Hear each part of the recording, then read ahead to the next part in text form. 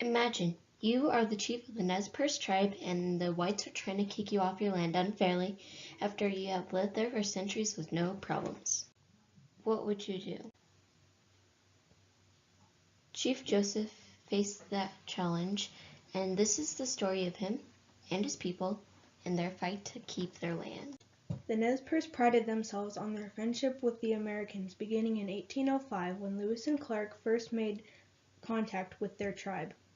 For the next 7 decades, the Nez Perce avoided conflict with the whites even though their lands were invaded by whites. Chief Joseph was a peacekeeper. He never wanted to fight, but he wasn't going to give up his land. Not now. In 1855, Chief Joseph and his father, Old Joseph, attended a treaty council. Isaac Stevens, the territorial governor, called for this treaty council. The treaty said that the Nez Perce would give up some of their land, but the whites were not allowed on this land. Old Chief Joseph signed the treaty.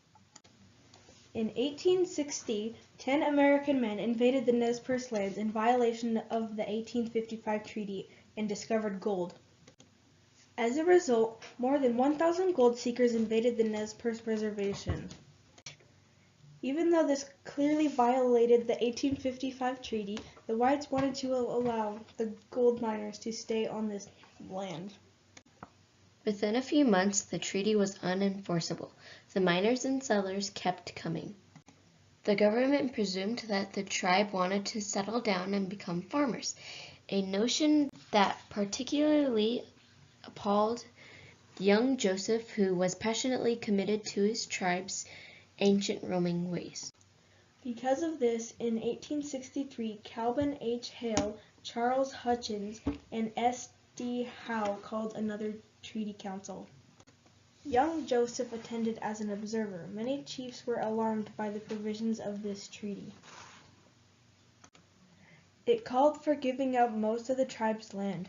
This also included the entire Wallowa country in exchange for the small area of land around Lapwai and Kamia. Old Joseph was disgusted. He, along with 4 other chiefs, refused to have any part of the treaty council in 1863 and walked out. Some Christian bands based on Lepwe and Kamia remained at the council, and one of their chiefs, named Lawyer, because he was a great talker, signed the treaty. Because of Lawyer, all the Nez Perce land was given away outside the small reservation area, laying the foundations for tragedy to come. Lawyer, the leader of one of the Nez Perce bands, told his people that by signing the treaty, that it would protect their villages from Americans. Without it, the Americans would just take their lands. The Nez Perce felt that Lawyer didn't speak for all the Nez Perce, but only for his own people. However, the Americans' eyes, Lawyer represented all of the Nez Perce, which wasn't the case. The tribe was now divided because of the 1863 treaty between the Nez Perce, who signed the treaty, and the non-treaty Nez Perce. Old Joseph, defiantly a non-treaty Nez Perce, went back home in Wallowa and in disgust tore up the Bible into shreds that Spalding had once given him. By 1871, Old Joseph's health was failing. As he was dying in his home Wallowa country, he gave his young successor, his son, advice on how to handle conflict that will soon come in future with the whites. Old Joseph told his son, "When you go into council with the white men, always remember your country."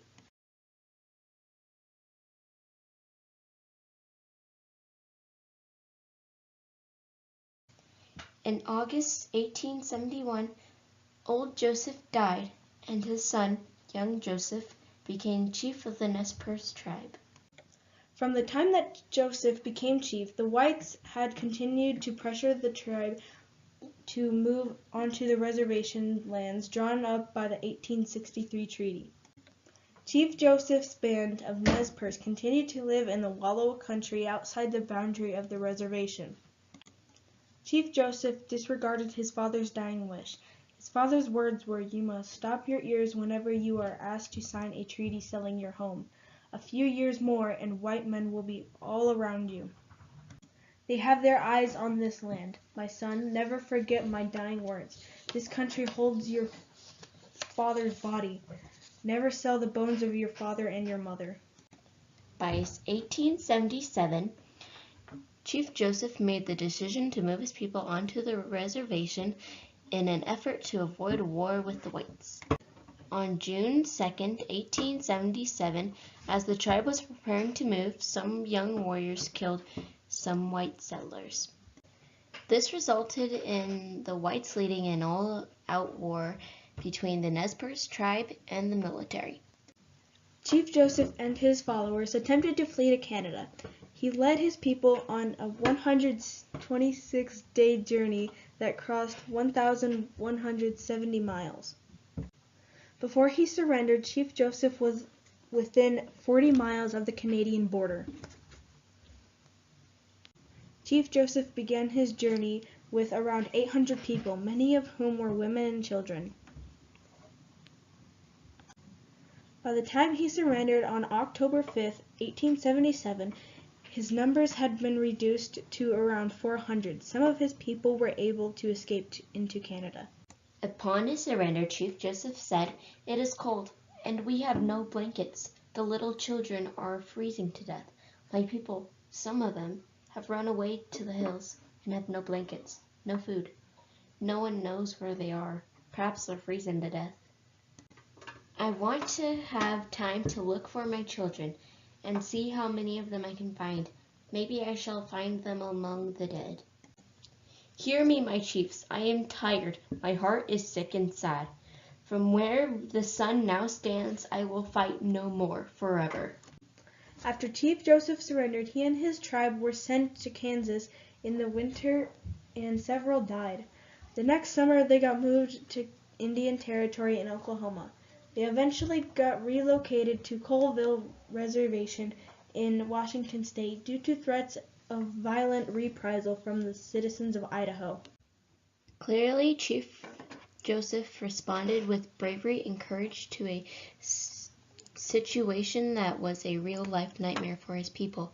His actions repeatedly showed wisdom and a true act of bravery. Chief Joseph and his father tried to stay peaceful with the whites, but unfortunately, conflict could not be avoided, and a certain tragedy had come.